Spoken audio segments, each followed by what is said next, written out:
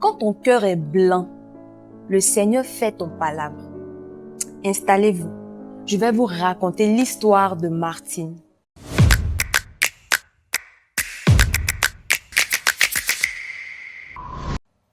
Martine est une jeune dame qui vivait en concubinage depuis quelques années. Tout se passait bien, sa vie était tranquille. Et un jour, elle va recevoir une nouvelle qui va la bouleverser. Son grand frère est décédé dans un accident de voiture. Cette nouvelle-là a fait que sa mère a piqué une crise. La vieille a perdu l'usage de la parole. Elle est devenue folle. Cette situation a fait que Martine était la seule à s'occuper de sa mère. Et son mari, lui, il se plaignait de ça. Il se disait que non, elle le délaissait, qu'il n'avait plus la première place dans sa vie. Mais Martine ne pouvait pas faire autrement. Elle était la plus âgée, elle était l'aînée. Et les autres étaient des garçons, ses petits frères. Ils ne pouvaient pas mieux s'occuper de sa mère qu'elle. Et le mari ne supportait pas. Ça commençait à créer des histoires dans le foyer. C'était très compliqué pour Martine. Cherchant des solutions pour aider sa mère, elle a entendu parler d'une retraite. Elle a donc décidé de se rendre à la capitale pour aller faire une retraite, de venir à Abidjan. Donc, naturellement, elle a pris sa mère, elle est venue à Abidjan pour la retraite. Et le monsieur, pendant que la dame est en train de faire la retraite pour trouver une solution à la maladie de sa mère, lui, il a remplacé la dame. Il a emmené une autre femme dans le foyer. La dame ne savait pas, Martine ne savait pas que quelqu'un l'avait remplacée. Ce sont ses voisines du quartier qui l'ont appelée. « Ah, Martine, toi tu es à Abidjan, ton mari a envoyé une femme à la maison. En fait, tu vas revenir parce que ton foyer est menacé. » C'était difficile pour Martine, cette nouvelle-là. Qu'est-ce qu'elle pouvait faire? Sa mère est malade, son foyer aussi est menacé. Elle était troublée.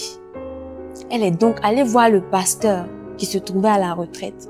Elle lui a expliqué le problème. Et le pasteur va lui conseiller une action. La semence. La semence, c'est une offrande sacrificielle que tu fais à Dieu pour un seul sujet. Vous voyez le dilemme. Elle doit faire une offrande à Dieu et choisir entre sa mère qui est malade ou son foyer qui doit être restauré.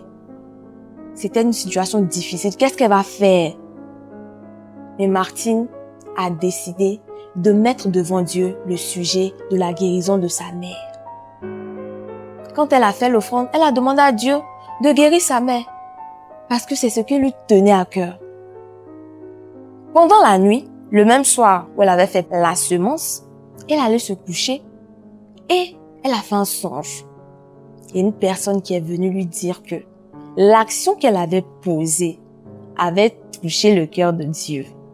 Et que lui, Dieu, il allait s'occuper de son affaire. Il allait régler ses problèmes. Il allait régler le souci de son foyer. Le lendemain, Martine se réveille. Elle reçoit un coup de fil.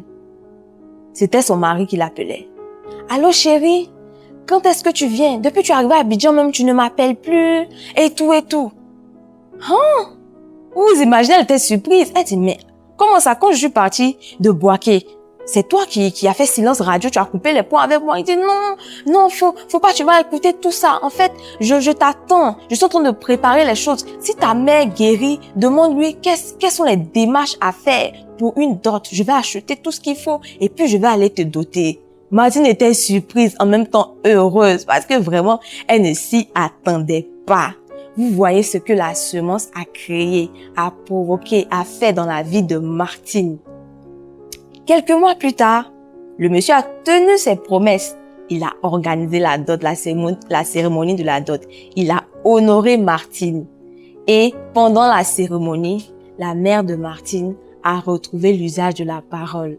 Depuis quelque temps, elle ne parlait plus.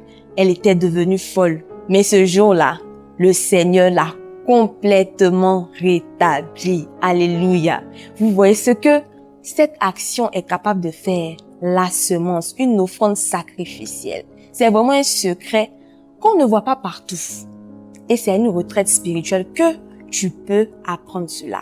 Je t'invite donc à faire nos retraites spirituelles en présentiel et aussi à télécharger l'application e-retraite On va te montrer beaucoup de petits secrets comme ça, comme la semence. Il y a d'autres secrets aussi. Télécharge l'application et tu verras, tu vas découvrir d'autres secrets qui vont t'aider dans ta vie. Je sais que tu as aimé cette histoire. Je te dis à bientôt pour une prochaine story time.